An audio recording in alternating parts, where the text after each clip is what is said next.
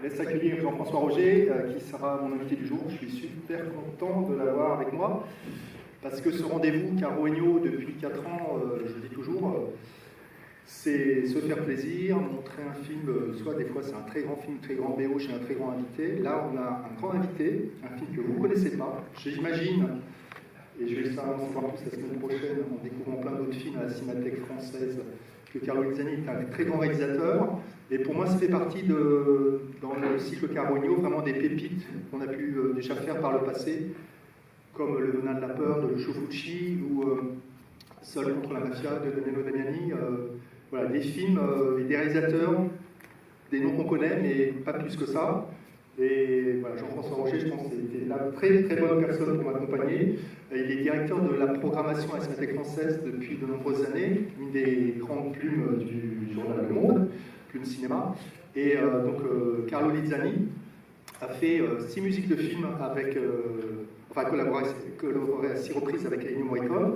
Ce film-là date de 1976, c'est leur dernière collaboration. Le film était interdit de moins de 12 ans. Vous allez voir, ça fait partie de ces films italiens des années 70 qui vraiment chroniquent et retracent la société italienne telle qu'elle était. Ça fait partie de ces réalisateurs italiens justement qui ont su la traiter dans toutes ses contradictions et toute la violence que pouvait représenter cette société. Moi je suis très content parce que je pense que je vais souvent aller à la Cinémathèque la semaine prochaine. Le but du jeu c'est évidemment que vous découvriez ce film et que vous ayez envie d'en découvrir d'autres à la Cinémathèque française. En tout début d'année, je vous avais annoncé, moi c'est un cycle, voilà, c'est mon cycle préféré de ce début d'année, le cycle Elio Petri. Pareil, avec plusieurs compositions avec Morricone, mais un film complètement fou, qui ne dira pas le contraire, qui est Todo Modo. Voilà. Et donc j'espère que, voilà, je ne sais pas s'il y a des nouveaux spectateurs du rendez-vous Caro-Egno, mais voilà, il y a des habitués, et puis le but c'est justement de se faire plaisir et de balayer tout un pan de cinématographie, ce que fait la Cinémathèque toute la nuit. Je te laisse dire un petit mot, Jean-François, et aussi vous dire qu'en fait, ce film, si on peut le voir, comme tous les autres, c'est parce qu'il y a aussi un travail qui se fait toute l'année par des distributeurs qui vont chercher des films, faire des contrats, sortir des copies, des restaurations. Et il y a exactement pile 2 ans, il y avait une rétrospective de 3 films de Carlo Lizzani avec les films du Camélia. Je salue Lorenzo qui est dans la salle, qui est distributeur de ce film. Et donc il faut continuer de soutenir ce travail-là. En tout début d'année, donc il y avait ce cycle Pietri à la Cinémathèque, mais il y avait la classe ouvrière au paradis qui était ressortie. La semaine, le précédent rendez-vous était autour de Compañeros, qu'on avait pu montrer grâce à Carlo Taffin pour une très belle édition du Blu-ray du film. J'ai retrouvé mémoire de Corbucci. Donc voilà, je compte sur vous pour être toujours curieux et soutenir ce travail-là. Je te laisse la parole, et puis tout à l'heure, évidemment, quand vous aurez encaissé et digéré ce film Choc, moi j'ai vu il y a 2 ans, on en reparlera en détail et vous aurez toutes vos questions. Merci encore pour votre soutien. Merci Jean-François. Merci de toute cette invitation. Très très heureux de vous présenter ce film, mais je vais être très bref parce qu'on discutera après. C'est un film, comme l'a dit Marc, réalisé en 1976 par quelqu'un qui s'appelle Carlo Lizzani. Alors Carlo Lizzani, dans le cinéma italien, on peut dire que c'est à la fois, sa singularité vient du fait qu'il est à l'extrême centre du cinéma italien. C'est vraiment un cinéaste qui a essayé de fusionner le regard personnel et l'accès au grand public. On peut dire que voilà, il faisait des films qui avaient du succès, pas tous, mais enfin c'était un peu son objectif, et en même temps, il était obsédé par un certain nombre d'idées et surtout par un projet qui était peut-être de raconter l'histoire de l'Italie au XXe siècle. Il a fait peu de films à costume. Lizzani, c'est un enfant du néoréalisme en fait. Il travaille avec Rossellini sur Rome ville ouverte, et tout son cinéma, et vous allez voir, c'est le cas ici, va être marqué par le regard néo-réaliste, c'est-à-dire cette volonté, cette révolution du regard qui est née après la Seconde Guerre mondiale en Italie, qui consiste à considérer que le cinéma est là pour montrer. Il faut montrer la réalité, et au nom de cet objectif-là, d'une certaine façon, on peut tout faire. Et donc l'histoire de l'Italie chez Lizzani, c'est à la fois des sujets, une description de la société, des classes sociales, c'est aussi un goût pour l'événement historique. Il va faire des films historiques sur des événements majeurs du XXe siècle, surtout de la Seconde Guerre mondiale. Il fait un film qui s'appelle Le procès de Vérone, par exemple, sur le procès qui a été fait au gendre de Mussolini, qui avait mis en minorité au conseil fasciste son beau-père, ce qui avait abouti à la destitution de Mussolini, qui, lorsqu'il est récupéré par les nazis, fait un procès à son gendre et le fait fusiller. Donc ça, c'est le procès de Vérone. Il y a les derniers jours de Mussolini avec Rochensteiner. Tout ça, ce sont des films sur des événements historiques. Et puis, il y a aussi des films qui partent de faits divers. Et le film que vous allez voir, c'est un film qui part d'un véritable fait divers, qui s'est passé à Milan l'année d'avant. C'est vraiment un film, les Italiens ont un terme pour ce genre de film, c'est les instant movies. C'est-à-dire qu'il se passe quelque chose et immédiatement on fait un film après.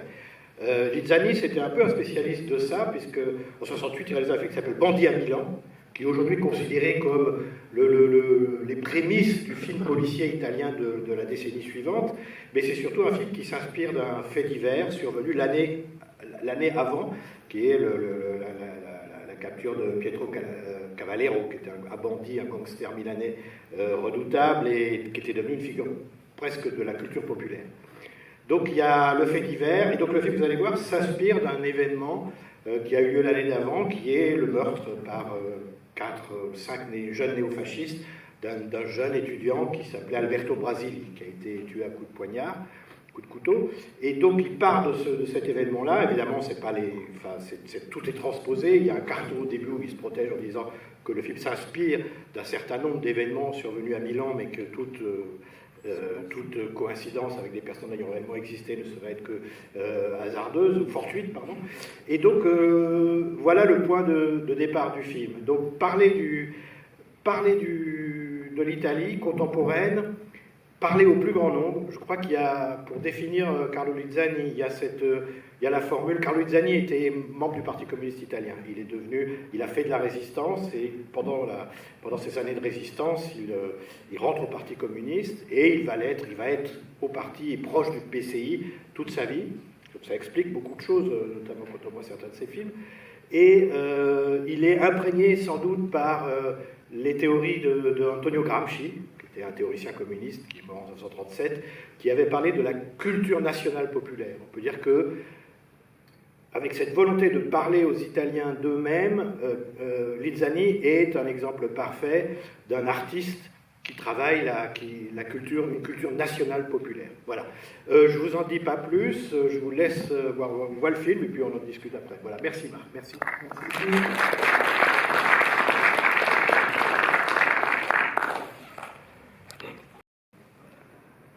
Alors, pour reprendre en douceur, parce que moi je savais ce que vous alliez voir, en France aussi,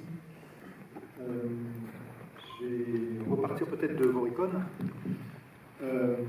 Donc là on est en 1976, on ne va pas faire l'école évidemment, mais on est à un moment où il est le plus actif dans toute sa carrière.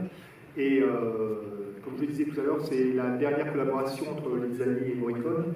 Ensemble, ils vont faire donc 6 films. Il en manque un, je crois qu'il ne sera pas proposé à la Cinémathèque, qui est leur toute première collaboration, qui est un film, on dit des films à sketch, mais enfin c'était un film avec 3 réalisateurs, dont Lizzani, qui s'appelle Thrilling, et un autre, il y avait 3 segments, donc un autre de Gianluigi Polidori, réalisateur que je ne connais plus, et Ettore Scola, qu'on connaît un peu plus. Donc là, on était en 65, il y a 3 films comme ça dans les années 60, et puis on va dire 3 films dans les années 70. Juste après, un film qui s'appelle Lutring, Réveille-toi et meurs, qui m'intrigue beaucoup. Je pense que je vais le voir, je ne sais pas, je vais dire peut-être quelques mots. Donc là, on est en 1966 avec Gian Maria Volonté. Du sang dans la montagne, un western avec Henri Silva en 66. Et après, vous avez dit tout à l'heure, je disais un petit mot justement sur ce film-là, dans les années 70, en 74, 75 et 76, Les derniers jours de Mussolini, Storia di Vita e Malavita, donc un des 3 films que vous avez vu dans la bande-annonce, j'ai oublié de vous dire, c'est une petite surprise. Je vous ai passé la bande-annonce dans la rétrospective des 3 films qui étaient sortis il y a 2 ans, grâce au film du Camilla, et dans lequel il y avait aussi Samba Dila, que vous venez de découvrir.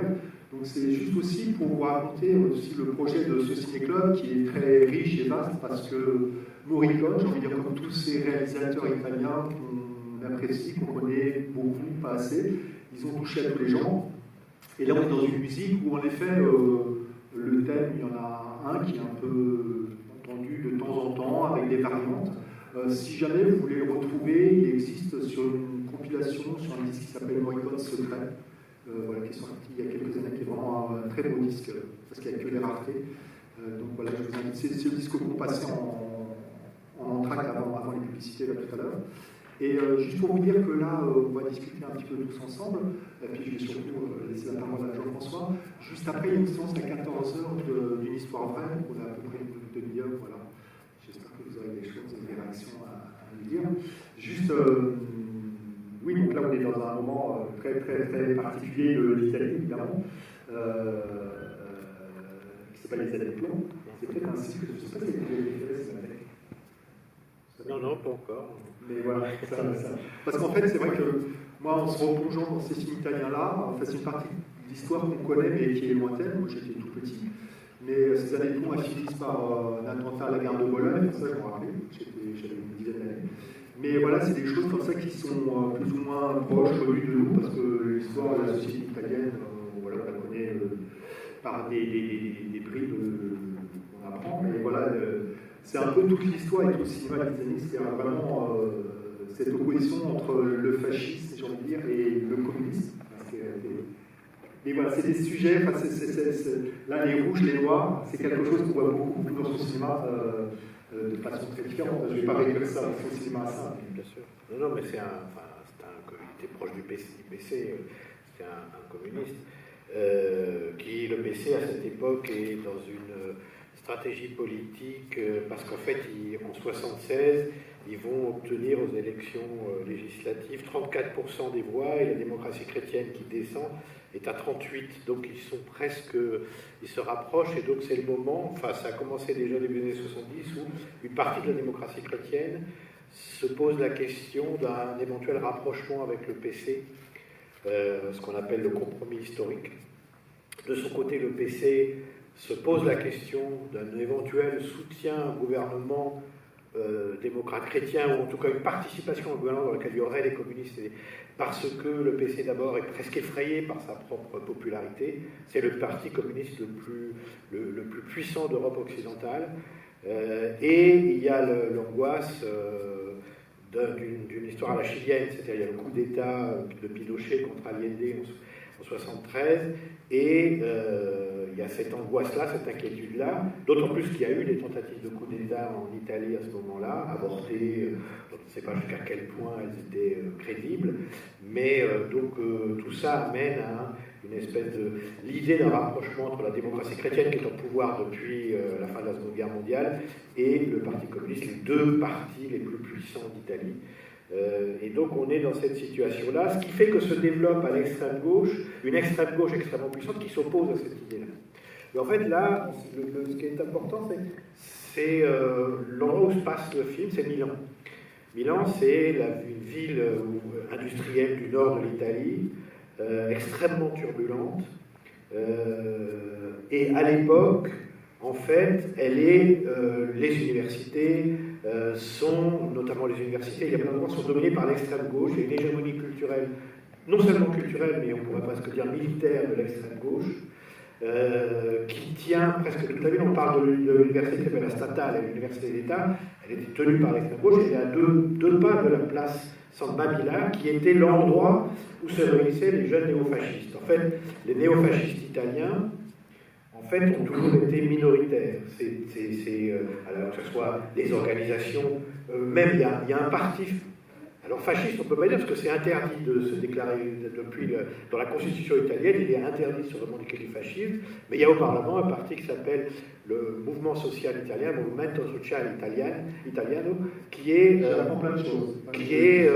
en gros le parti constitué après la guerre et dans lequel se sont réunis des mussoliniens, voilà. Mais il faut pas, on n'a pas le droit de faire le salut romain, on n'a pas le droit d'évoquer Mussolini, mais c'est en gros l'extrême droite légale, puisqu'il est au Parlement. Et puis il y a à la fois des gens qui passent par le MSI, qui le trouvent trop modéré, et il y a la création de partis d'extrême droite beaucoup plus radicaux. Et puis il y a cette jeunesse bourgeoise, là c'est la bourgeoisie milanaise, qui se reconnaît dans des idées fascistes, voire nazies. Et C'est cette réalité-là que veut filmer Lizzani. Et il va filmer Piazza San Babila, c'est-à-dire que c'est vraiment filmé à cet endroit-là où les fascistes, les jeunes néofascistes se réunissent. Et évidemment, il doit demander l'autorisation à la police, etc. Et on a vaguement cru comprendre, on a bien compris qu'en fait, il y a des liens organiques entre la police et les jeunes néofascistes. En gros, la police les laisse faire, les utilise. On voit bien qu'un des jeunes du Quatuor est un informateur de la police. Et donc, Lizzani va tourner, et on voit bien que la police a demandé aux jeunes néofascistes de laisser faire le tournage. Parce que il y avait un certain risque quand même à se pointer là-bas en étant un cinéaste communiste et en filmant, disons, cet endroit-là et ce qui s'y passait. L'origine du film, c'est un vrai fait divers qui a eu lieu l'année précédente, en mai 1975, où à peu près, ça s'est passé à peu près comme ça. Un jeune étudiant, enfin bon, c'était un étudiant, qui était, que les jeunes néofascistes avaient identifié comme un rouge parce qu'il avait les cheveux longs, il avait une parka. Et donc il a été gratuitement assassiné, c'est à peu près comme ça, et sa fiancée aussi a été blessée à coups de poignard, et donc ça a été un crime qui a été extrêmement important dans l'histoire de l'Italie de cette époque-là, un crime fasciste. Mais il faut savoir qu'à l'époque, Milan, il y a une guerre des gangs, on peut dire, c'est-à-dire que l'extrême gauche est majoritaire, elle tient les rues, elle tient les écoles, elle tient les universités, et eux aussi, à l'extrême gauche, il y a deux mouvements très importants en Italie. Il y a le Movimento Studentesco, qui est l'héritier du mouvement étudiant de 68, qui s'est créé en parti politique, et il y a un parti qui s'appelle Avanguardia Operaia, Avant-Garde ouvrière, et donc, en fait, c'est un mécanisme de bagarre, de représailles, de bagarre et de représailles, de vengeance, etc. Donc, c'est d'abord des gens qui se tapent dessus, voilà, et un an, en mars 75, c'était donc 3 mois avant le meurtre de l'étudiant qui s'appelait Brasili par les fascistes, un jeune militant du MSI est tué par des militants d'extrême gauche, à coup de clé anglaise, qui va mourir un mois plus tard à l'hôpital, parce qu'on passait son temps à se tabasser, en fait. Il y avait vraiment... Et tout ça va monter jusqu'à, les années plus tard, devenir vraiment des meurtres, quoi. C'est-à-dire que les armes à feu vont faire leur apparition. Va même se créer un parti qui s'appelle, à l'extrême droite, s'appelle les Nuclei Armati Rivoluzionari, NAR, créé par un acteur de cinéma, un acteur de cinéma qui était un acteur enfant, qui jouait dans les années 60 dans des westerns italiens, s'appelait Valerio Fioravanti, Giusva Fioravanti, c'était son nom d'artiste, qui a même fait à 16 ans un film avec Edwige Fenech, une comédie, sexy-comédie, qui s'appelle À mon petit puceau. Ce type-là, qui alors là, il est romain, enfant de la bourgeoisie romaine, va créer un mouvement, et là, ils vont tuer des gens, mais vraiment sans aucune perspective politique, dans une logique de représailles. Voilà. On est vraiment dans cette situation, dans une situation où une forme de guerre civile, comme disait Scalzone, à basse intensité, se joue dans les rues de Milan à ce moment-là, et tout le monde la sait partir, hein, c'est-à-dire Sergio Ravelli, qui est le jeune militant du MSI qui a été tué à coups anglaise, est un martyr de l'extrême droite, et Brasili, et d'autres, quelques jours plus tard, un fasciste tire sur un militant de Continua, c'est le meurtre de Ravelli, et puis Zibecchi, 2 jours plus tard, écrasé par une voiture par une Jeep de CRS, enfin de CRS italien. Et donc, il y a comme ça une espèce d'engrenage, c'est une forme d'engrenage catastrophique qui va conduire à un renouvellement de la lutte armée, en fait, et même à un changement d'attitude. Les fascistes, en fait, les organisations néofascistes mettaient des bombes au début des années 70, et là, on est vraiment dans la lutte armée comparable à celle que pratiquent les brigades rouges, par exemple, avec des assassinats ciblés, sauf que là, ils ne sont pas ciblés, il suffit qu'on ait l'air d'être un rouge pour éventuellement pouvoir être tué. C'est vraiment barbare et absolument gratuit, et sans plus aucune perspective politique, puisqu'en gros, il y a eu un moment dans les années 70 où les fascistes, les néofascistes, Tout cela avec la complicité des services secrets italiens qui voulaient jouer sur une espèce de politique du chaos, ont pu penser prendre le pouvoir. Il y a eu des tentatives de coup d'État. À partir de 1974, ce n'est plus le cas. Et on en est plutôt à une espèce de situation où on se venge, on se fait la guerre et c'est un système de représailles et de vengeance. Mais il n'y a plus cette idée, cette menace d'une prise de pouvoir par les fascistes, parce que aussi ça ne... le pouvoir démocrate chrétien et la CIA, le service secret américain, qui suivait ça de très près, considéraient que ce n'était pas du tout la meilleure solution pour contenir l'avancée du Parti communiste. Donc on est vraiment là, c'est vraiment le milieu des années 70 qu'incarne le film, et on voit bien que Lizzani, en fait, s'intéresse à ces jeunes néofascistes. Alors, c'est un peu des abrutis, en fait, ils ne font pas partie des véritables activistes qui ont créé des activistes qui commettent des attentats, qui ont créé des partis à l'extrême droite de l'extrême droite italienne, Ordine Nuovo, Avanguardia Nazionale, etc. Tous ces partis-là, dans lesquels il y avait des dynamiteurs, des gens qui posaient des bombes. Là, on est dans la bourgeoisie oisive des grandes villes, des grandes cités italiennes. Et Lizzani, on voit bien qu'il essaye parfois avec un sens du grotesque, parfois c'est un peu appuyé, mais il essaie de définir le comportement de ces personnages, en essayant d'expliquer en fait le comportement de ces personnages. Dysfonctionnement un peu, enfin il y a quelque chose. On voit bien qu'il y en a un qui est sexuellement impuissant, l'autre est écrasé par sa mère, l'autre vit dans un environnement familial absolument désastreux, quoique bourgeois, entre le père qui mange de la main gauche, etc.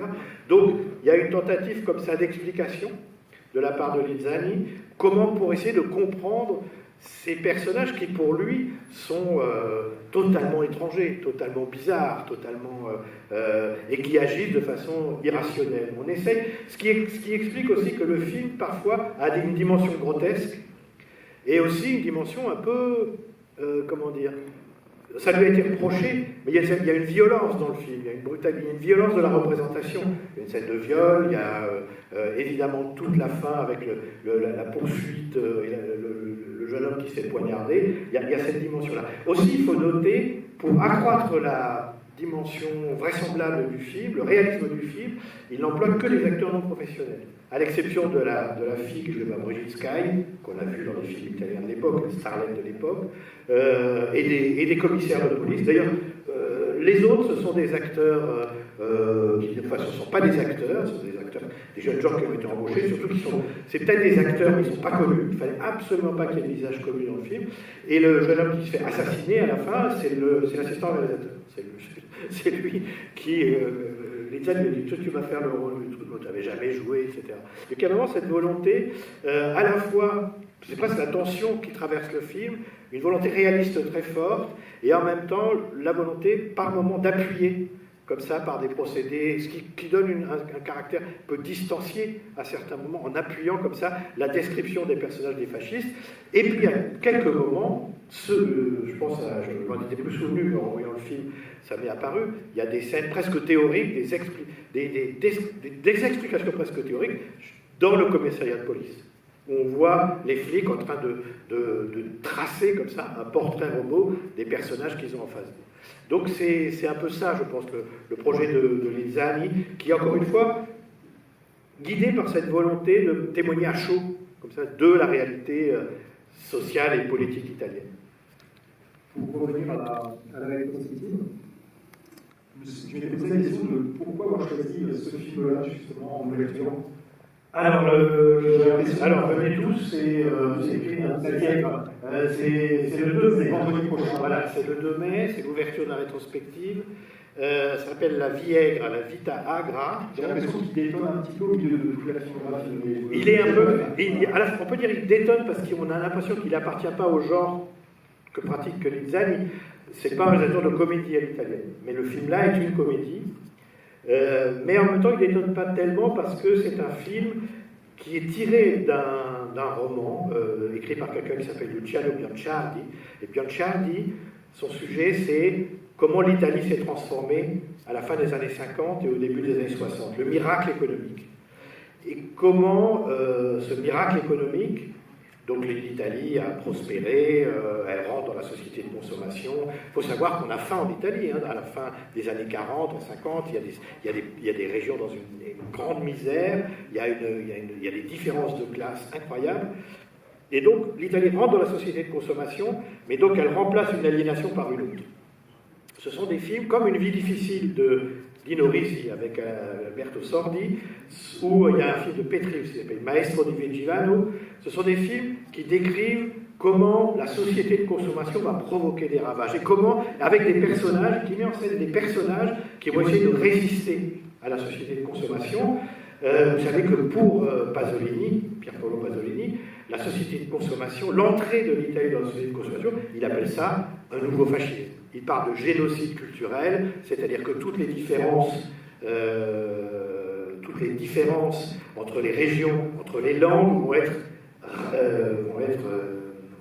effacées par une unification culturelle, notamment celle de la télévision, donc on va se mettre à parler tous la même langue, et surtout il va dire les prolétaires vont ressembler aux bourgeois.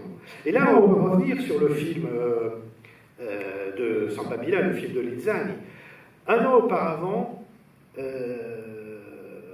1975, il y a un fait divers à Rome extrêmement atroce, qui est l'histoire de 3 jeunes néofascistes, néo-nazis de la bonne bourgeoisie romaine, qui draguent 2 filles venant de quartiers populaires, et qui les emmènent, leur promettent on va à une fête, etc., les emmènent dans une villa à Circeo, donc c'est près, dans les environs de Rome, ils les violent et ils les tuent. En fait, ils en tuent une, l'autre fait semblant d'être morte, et ils mettent les corps dans le coffre de la voiture, elle est ramenée à Rome, donc elle est sauvée, elle tape ceux, et le fait divers est devenu exemplaire de la violence et la brutalité des néofascistes, du fascisme en général, la haine des femmes. Vous avez vu que le film est quand même là-dessus assez explicite.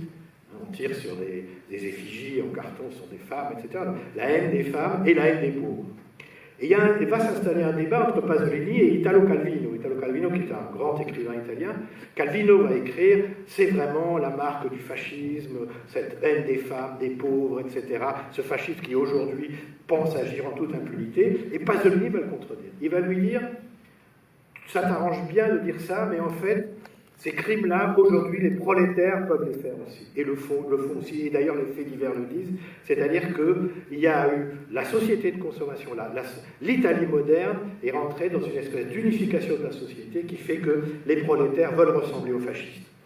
Et donc, le film-là, d'une certaine façon, ça apporte, je parle du San Babila, pardon, apporte une pierre à l'édifice théorique autour de la question de la transformation sociale de l'Italie. Et pour revenir donc à la Vienne, c'est vraiment là on est 10 ans plus tôt, même un peu plus de 10 ans plus tôt, et là la question c'est vers quoi va nous mener la société de consommation. C'est l'histoire, et en même temps c'est un film qui est déjà hanté par l'idée de la violence. Je ne vous dévoile pas la fin parce que c'est le début. Tognazzi veut faire exploser un immeuble qui appartient à une compagnie minière qui gérait une mine où sont morts une quarantaine d'ouvriers dans une explosion. Et donc c'est un anarchiste. Et donc il va suivre un parcours, il va se faire embaucher, et il va suivre un parcours, il va essayer de faire sauter cet immeuble qui est à Milan. Et puis, je ne vous raconte pas ce qui va se passer, mais le film est vraiment une métaphore sur la manière dont la société de consommation va absorber l'individu et surtout va tenter une illusion, on est dans le spectacle, unifier les classes sociales. Indifférencier les classes sociales, plus exactement. Pas unifier, indifférencier les classes sociales. L'autre chose, de tenir la place, c'est une carrière et l'autre western. Tout à l'heure, je parlais d'un western avec Morricone et Lizzani qui sont dans la western. Et donc là, c'est aussi une transition pour revenir à l'émotion Pasolini qui va faire l'acteur pour Lizzani. Oui. Lizzani, il est toujours hanté par l'idée de faire des films pour le grand public. C'est-à-dire qu'il n'est pas... Il fait pas partie de la nouvelle vague italienne, mais Locchio et Bertolucci, qui font des films très très personnels, qui n'ont pas de succès au début de leur carrière, et puis qui en auront ensuite. Il commence à il commence à il commence à la fin des années 40. Vous permet, même si ce n'est pas quelqu'un d'établi, dès ses premiers films, il a aussi toutes les stars italiennes vont être devant ses caméras. Oui, bien sûr. À partir de son 3e film, Chronique des pauvres amants, il est dans un grand festival international. Il est invité, je crois que c'est Cannes, je ne vais pas vous dire de bêtises. Donc c'est un... Le néoréalisme, c'est aussi le cinéma qui va s'exporter internationalement, donc il va profiter de l'engouement planétaire pour le néoréalisme. Et donc ça, ce sont ses premiers films, avec toujours des sujets sociaux, des sujets même qui sont parfois travestis en crime, en film criminel, en film policier. Je pense à son 3e film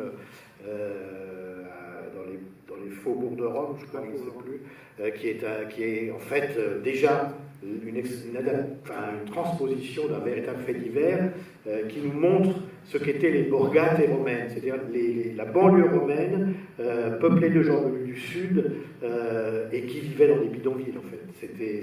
Voilà. Et il utilisait le récit policier pour montrer cette réalité-là, et en fait il n'a jamais abandonné l'idée de faire un film pour le grand public. Et donc il va faire 2 films qui correspondent à un genre très populaire au moment où il les tourne, c'est le western italien, après le succès des films de Léone, et comme ça on sait qu'ils sont produits énormément tous les ans. Et Tu es fait ta prière, c'est un film dans lequel il fait jouer le rôle principal par Lou Castel, qui est un acteur qui a débuté dans Les Poings dans les poches de Bellocchio, puis qui... On a passé ici il y a un peu. Très bien, et qui joue un rôle important dans un western déjà révolutionnaire qui est El Chucho de Damiano Damiani. Et Lou Castel joue le rôle principal, et Lou Castel est à l'époque fait partie d'un groupe maoïste, comme Bellocchio, le même, Servire il Popolo, enfin l'Union des communistes italiens marxistes-léninistes qui édite un journal Servire il Popolo. Et donc il a un peu cette image-là, cette image de contestataire, lorsque Lizzani lui propose le rôle principal de ce film, qui va être notamment écrit, il y a plusieurs scénaristes, mais il y a notamment écrit par Pasolini. Pasolini qui ne sera pas crédité au générique, mais qui va participer au scénario et qui joue un rôle important dans le film. Et c'est un film où, d'une certaine façon, Lizzani se met au service de Pasolini pour que Pasolini... C'est un film qui exprime cette idée que le catholicisme, qui est quand même la culture dominante en Italie, est une forme de communisme primitif. Ça, c'est une grande idée de Pasolini, etc. Et donc le film, c'est l'illustration de ça, mais à travers le prisme divertissant du western. Le film est absolument palpitant, très cruel, très violent, très original. C'est un film très original. Et donc oui, ça y passera le samedi 3 mai. Donc il y a toujours cette idée que Lizzani veut à la fois... C'est pas fort. Il veut témoigner de la réalité de l'Italie, de la réalité sociale et politique de l'Italie, et en même temps, il ne veut jamais perdre de vue l'idée de s'adresser au grand public. Voilà. Dans cette filmographie, parce qu'on a besoin de l'aide, il y a une trentaine de films. Oui. Donc je pense qu'il y en a déjà 2 qui te tiennent à cœur, puis Santa Villa aussi qui se dégageait. Hein. Oui. Pendant longtemps, je pensais que ça allait être ce film-là qui allait être en ouverture. Est-ce que, voilà, si tu devais nous aiguiller vers des pépites ou 3-4 films? Oui, bien sûr. C'est difficile, je sais. C'est difficile, après, c'est une longue carrière, riche, avec des films plus ou moins importants. Là, on a vu dans la bande-annonce un film qui fait un peu un diptyque avec Santa Villa, qui s'appelle Storia di Vita e Malavite, qui est un film sur la prostitution juvénile à Milan. Là encore, on reste à Milan. Et il est aussi juste avant, qui est fait juste avant celui-là, et qui est un film fait à partir de témoignages sur la prostitution juvénile, les prostituées mineures, etc. C'est un film très noir. On lui a reproché à la fois pour ce film-là, mais aussi pour Santa Villa. Les critiques qui n'aiment pas ça disent c'est un peu complaisant. Voilà. C'est un peu trop spectaculaire, c'est un peu complaisant, mais ça, je pense que c'est pas comprendre ce qu'est le cinéma italien, et ce qui vient finalement du néo-réalisme, cette idée qu'on doit tout montrer, et que même la réalité la plus sordide doit être montrée aux spectateurs. Donc personne ne voit de problème moral à faire cela en Italie, en tout cas. En France, la critique a un rapport beaucoup plus compliqué avec l'idée de montrer les choses. Enfin, plus compliqué, oui, plus compliqué, différent en tout cas. Donc il y a ces deux films-là forment un diptyque. Moi, je recommanderais, il y a beaucoup de bons films hein, quand même, parce que ça va être une découverte, c'est un cinéaste qui est assez peu connu, finalement, même si certains de ses films ont eu du succès. Il y a son premier film qui s'appelle Arturo Banditi, qui est un film produit par une coopérative communiste, qui est un film sur la résistance, sur les partisans à Gênes, pendant la fin de la Seconde Guerre mondiale, et le film est très néo-réaliste. Il filme encore, c'est un film de la fin des années 40, il y a encore les ruines de Gênes, etc., qui était une grande ville ouvrière, une ville où de forte résistance au nazisme, et donc le film est très impressionnant. Il y a La Chronique des pauvres amants, qui est son film qu'il a fait connaître internationalement, qui est adapté d'un roman de Pratolini, qui est un film qui se passe dans les années 20 à Florence, qui raconte les exactions des fascistes dans les années 20, avec les squadristi, les passages à tabac et même les crimes qui étaient commis par les fascistes. Donc c'est un film un peu choral sur un quartier, en fait, c'est un film sur un quartier, c'est très beau. C'est le seul, c'est le deuxième que j'ai vu, et d'ailleurs c'est le troisième qui était sorti avec Philippe Camion, j'espère qu'il va remettre. Alors tout ça, vous pouvez voir évidemment à Cinémathèque. Tu parlais de Lutring, alors Lutring, Réveille-toi et meurs. Parce que là on est encore sur une vidéo de Morricone. Oui, bien sûr. Et ça, c'est les années 60. Et en fait, c'est un film qui forme aussi un diptyque avec un autre film qui s'appelle Bandit à Milan, parce que ce sont deux films qui partent de l'histoire de véritables criminels. Lutring, il a vraiment existé. Et en fait, il avait la particularité, enfin son histoire, c'était un petit criminel. Il a commencé en brisant des vitrines et en volant des trucs comme ça. Ça n'a jamais été un grand criminel, mais il était marié et sa femme n'a jamais cessé d'essayer de le faire arrêter parce qu'elle savait qu'en prison il serait en sécurité. Donc c'est cette histoire un peu bizarre qui est racontée par le film avec une superbe BO de Morricone. Et après il fait un truc qui s'appelle Bandit à Milan, avec Thomas Milian et Jean-Maria Volonté, et Jean-Maria Volonté qui sont qui là est un film sur des gangsters milanais très célèbres. Pietro Cavallero, le chef du gang de gang, quelqu'un qui venait du Parti communiste et qui est passé, disons, de l'idée de l'émancipation collective à l'enrichissement personnel, tout en continuant de tenir des propos politiques, ce qui fait qu'il est devenu une espèce de figure très populaire. Le film, en fait, est tourné 1 an après l'arrestation de Calogero. En fait, ils commettent un hold-up à Milan, et pendant qu'ils cherchent à s'échapper, les flics les poursuivent, et pour ralentir la police, ils tirent dans la foule de façon indifférenciée, faisant 3 morts. Et donc, finalement, il est arrêté quelques jours plus tard, et c'est devenu une espèce de figure populaire. Et ça, on est en 67. Et en 68, les années, encore un instant movie. En fait, c'est Dino De Laurentiis, le producteur, qui se dit il faut absolument faire un film là-dessus. Et c'est des années qui va le tourner. Bandit à Milan, c'est un très très bon film parce que c'est à la fois un film avec des procédés de distanciation très intéressants qui nous expliquent la criminalité milanaise, comment le miracle économique a amené aussi la criminalité. Les grandes villes se sont enrichies, les grandes villes du Nord se sont enrichies, et la criminalité du Sud est montée, quoi. Donc les Calabrais, les Siciliens, etc. Et il y a eu évidemment la richesse, la prospérité a engendré la criminalité. Donc c'est vraiment un film là-dessus. Et il y a une volonté de faire une composition absolument incroyable. C'est vraiment bien avant Enquête sur un citoyen, etc. Il crée un personnage absolument incroyable, quoi. C'est vraiment hableur, orgueilleux, provocateur, avec un accent milanais à couper au couteau. Non, c'est vraiment, voilà, Bandit à Milan. Sur la partie cinéma historique, moi je vous recommanderais le film qui s'appelle Le procès de Vérone, sur l'exécution du gendre de Mussolini, avec Frank Wolf, qui est un film très austère, avec un noir et blanc très contrasté, un peu comme une tragédie shakespearienne, le film, c'est vraiment très très beau. Et le film, on reste un peu dans la même lignée, qui fera plus tard avec Rothsteiger, qui est Les derniers jours de Mussolini, dont on pouvait tout craindre, et en fait on voit avec encore une musique. Et justement, dans Les derniers jours de Mussolini, qui raconte comment Mussolini quitte Milan, escorté par la Wehrmacht, comment il essaye en se déguisant en soldat allemand, enfin, de passer la frontière, il est reconnu par les partisans, etc. Il y a un moment dans le film, grâce à la musique de Morricone, où le film effleure la dimension du grand cinéma épique soviétique. C'est ça, voilà, la culture de Lizani, c'est ça aussi. Et donc, c'est un moment absolument magnifique, où c'est le moment où, je ne vous le dis pas, venez le voir à la Cinémathèque, mais il y a vraiment un moment... Voilà, c'est très bien. Et ça, on le doit, ce moment épique, on le doit beaucoup à la musique de Morricone. Je ne sais pas si vous avez une question du cycle. Moi, alors, c'est moi le plus innocent. Il n'y a pas grand-chose, mais sinon, je voulais vous demander par rapport à ce qu'on vient de voir.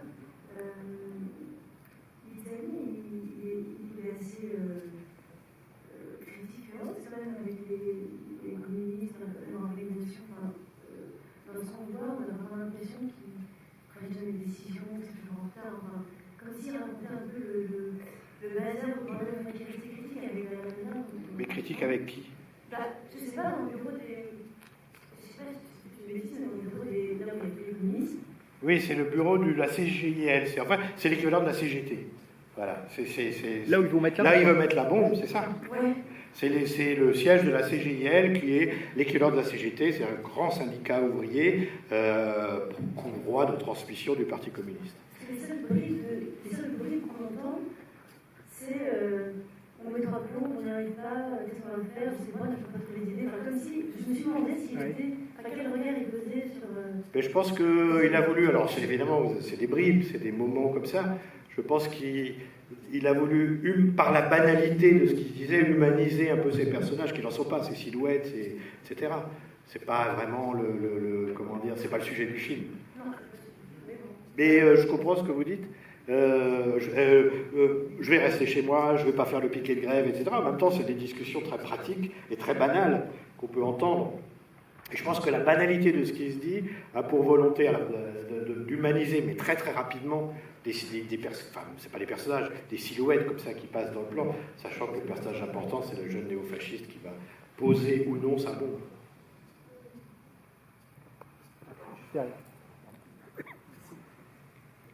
Alors, je pense que je manque cruellement de contexte pour comprendre, et c'est peut-être une question bête, mais je n'ai pas complètement compris pourquoi la police n'intervient pas du tout, en fait. Je ne comprends pas de quel côté ils sont, est-ce qu'ils sont d'un côté ou de l'autre, est-ce qu'ils aiment le chaos? Non, comment dire, les groupes néofascistes et les groupes, même les groupes structurés néofascistes, ont été utilisés par le pouvoir en place à l'époque, à la fois pour créer du chaos. Au début des années 70, ils mettaient des bombes qu'on attribuait aux anarchistes. C'est la fameuse attentat de la Piazza Fontana à Milan, d'ailleurs. On fait exploser une bombe dans une banque. Et immédiatement, la police se dirige vers les anarchistes. Il y a une allusion, d'ailleurs, dans le film. Vraiment. Vous vous souvenez, quand il est au commissariat, ils sont au commissariat à cause de leur exhibition de Godemiché, et il jette la bite en plastique à travers la fenêtre, il dit « dans le temps, on jetait les subversifs par la fenêtre ». C'est une allusion à quelque chose qui s'est réellement passé, c'est-à-dire qu'après l'attentat de la Piazza Fontana, décembre 1969, on arrête des anarchistes, les flics arrêtent des anarchistes, et il y en a un qui tombe du 4e étage de la préfecture de Milan, qui s'appelait Pinelli, et ça avait créé un énorme scandale. Volonté sur ce... Comment? Il n'y a pas eu un film avec Gian-Maria Volonté sur cette personne? J'ai l'impression qu'il y avait sur Pinelli, il y a eu un documentaire. Un documentaire qui s'appelle Trois hypothèses sur la mort de Giuseppe Pinelli, donc coproduit par... il y avait Elio Petri dans le coup, c'est vraiment une époque où la gauche était très active, et on essayait de découvrir. On n'a jamais su ce qui s'est passé dans la pièce. Il y a eu toute l'histoire, le commissaire a été visé, le commissaire chef de l'Ufficio Politico, le bureau politique, ceux qu'ils appellent tout le temps pour savoir ce qu'ils doivent faire. Et il s'appelait Calabresi, et on sait qu'il n'a pas été dans la pièce au moment où l'anarchiste est tombé. Il a été quand même victime d'une campagne de presse venant de l'extrême gauche, mais de la gauche en général. Il y a même une pétition de 800 signataires, dont les plus grands noms du cinéma, de la culture, de la littérature italienne, demandant sa démission. Et Calabresi va être tué en 1972, donc 3 ans plus tard, et pendant des années, on ne saura pas qui a commis l'assassinat, sans qu'aujourd'hui, entre-temps, il y a eu des aveux, etc. Donc c'était un commando qui venait de l'extrême gauche. Mais bon, pendant longtemps, la réalité italienne est indéchiffrable.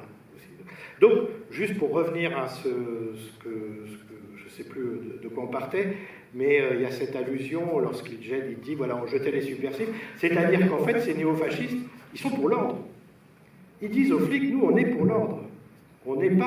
Alors, en même temps, ils créent du chaos, c'est là, évidemment, où on voit qu'ils sont manipulés. Et par ailleurs, à l'intérieur de la police, il y avait des gens il y avait beaucoup de sympathisants fascistes, etc. C'était, quand on choisissait d'être policier ou carabinier, on n'était pas forcément du côté des forces progressistes du pays, etc. Ça a changé depuis. Le recrutement des policiers, le niveau culturel des policiers, etc. Mais à l'époque, il y avait une porosité évidente entre les néofascistes ou les fascistes et une partie de la police, sachant que les fascistes comptaient sur la police pour les protéger et la police comptait sur les fascistes pour leur donner des informations et éventuellement provoquer de la tension. Et donc c'est ça l'explication en fait de l'inertie de la police. La police sta a guardare, mais ils se contentent de regarder, quoi. Il y a vraiment ça dans le film. Et ça correspond à quelque chose de réel sur lequel Lizzani met le doigt, quoi. Vraiment, il pointe le rôle inerte et complice d'une partie de la police. Alors moi, j'ai une petite question très intéressante. Vous avez fait une rétrospective et une masterclass en présence des microphones il y a quelques années. Oui. Est-ce que tu as discuté, rencontré ESO? Oui, bien sûr. Moi, j'avais assisté à la masterclass, j'avais vu plusieurs séances. Très bien. Non, mais il était très. En fait, depuis des années, avant sa mort, en fait, il faisait des grands concerts de musique symphonique qui correspondait un peu à la dernière partie, la deuxième partie de sa carrière, quand il fait la musique de grands films qui vont dans les festivals de cinéma. Mais il exprimait une espèce de nostalgie pour l'époque où il faisait des films pour le cinéma populaire italien, pour même les giallo et ce genre de trucs. Et il disait, c'était une époque où je pouvais faire des expériences que je ne peux pas faire quand je dois faire une musique symphonique pour un grand film hollywoodien, etc. Et donc il avait cette nostalgie-là.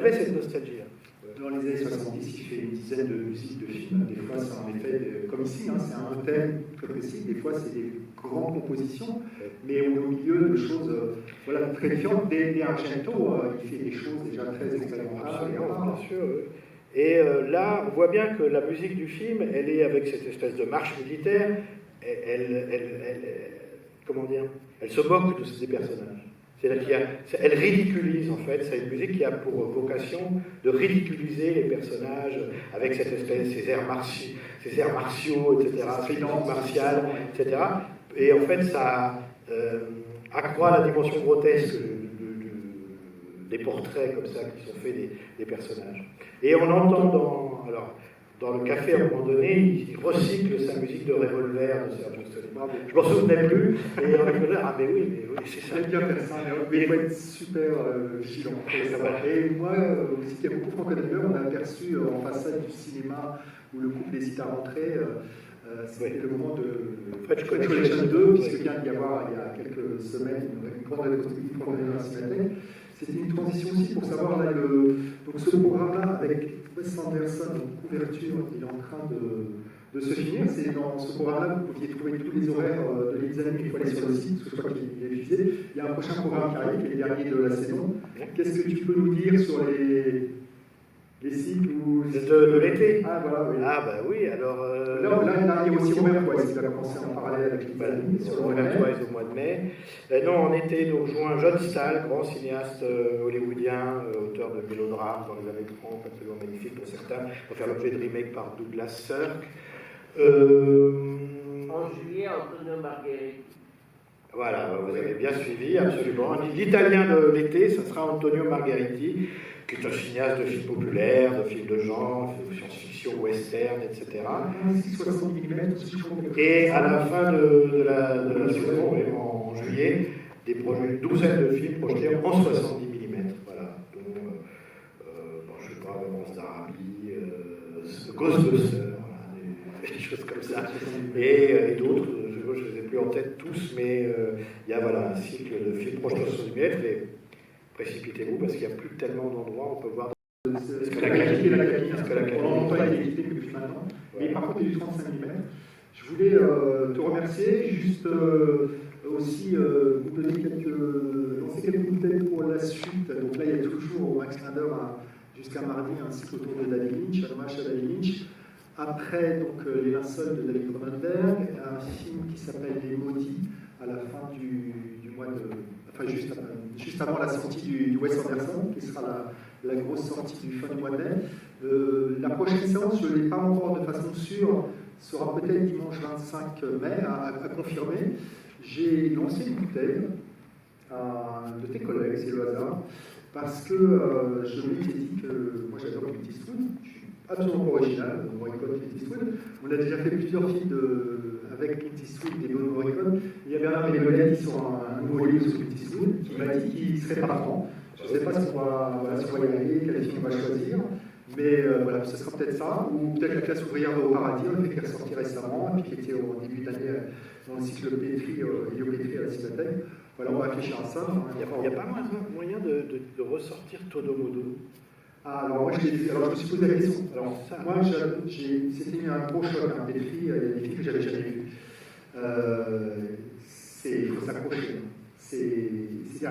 C'est-à-dire pour avoir le film ou pour voir? Non, bien sûr. C'est-à-dire que moi, je suis super content d'avoir montré le film aujourd'hui. Je pense que c'est un film à part. Todomodo, moi, j'ai vu Jean-Jésus le présenter, parce que je suis venu voir, pas pour Pétri, je suis venu voir pour le cycle Mastroianni, un petit peu avant. Je pense que c'est toi qui as animé aussi une rencontre aussi, qui n'était pas pour le cycle Pétri en janvier, mais on se sent spectateur, on se sent complètement désemparé parce qu'on se prend un ovni, et je pense que Pétri, c'est beaucoup ça. Il y a beaucoup de ces films qui sont vraiment, pour le coup aussi. Alors, on n'est pas dans l'expérimental, parce que c'est très, très, très clair. Il y en a d'autres qui sont plus expérimentales dans ce qu'il a fait, mais c'est vrai qu'on n'a pas toutes les clés. Et c'est pour ça que je te remercie vraiment du fond du cœur d'être venu aujourd'hui, parce que le film, et puis le cycle, voilà, mérite tout ça.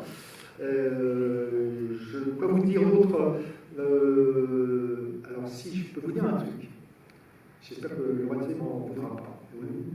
Si jamais vous voulez voir un autre film de Mitsani qui vous ratez Chronique des pauvres amants, il me semble qu'il est peut-être encore en replay sur Arte. Voilà, à rattraper. Mais je pense à ça aussi parce qu'il y a quelques actualités des fois à la télé et des films qui passent. Il y avait Espion lève-toi aussi, il me semble, sur Arte. Il y a eu Les Incorruptibles il n'y a pas longtemps. Et aussi pour rebondir, quand je pense à Espion lève-toi aussi, c'est quand tout à l'heure tu parlais du cinéma qui montre, qui ose montrer le cinéma italien. En repensant à l'Italie, moi je pensais toute proportion gardée à Yves Boisset, qui a aussi beaucoup scruté en détail. Oui, il aurait pu être italien. Voilà. Je ne sais pas si quelque chose se préparera, parce qu'il est mort il y a. Je crois qu'il y a une rétrospective qui s'annonce au McMahon. D'accord. Avec une douzaine de films. Nous, on avait prévu de faire pas de film, pas tout de suite, parce que ça prend toujours un peu de temps avec nous, parce qu'on a des programmes très prévus à l'avance. Mais là, comme il y a, d'après ce que j'ai vu, il y a une rétrospective qui se prépare, donc on verra ça plus tard. Okay. On verra de hommage. On voulait le faire de son vivant, on l'avait rencontré, il était malade, il était un peu diminué, donc c'était un peu compliqué, tout ça a pris du temps. Et puis finalement, bon, il a disparu. Donc ça fera sans doute quelque chose, mais pas tout de suite. D'accord. Réalisateur en français très moriconien aussi. Oui, bien sûr. Écoutez, merci à tous. Merci Jean-François. Et puis tous à la semaine prochaine.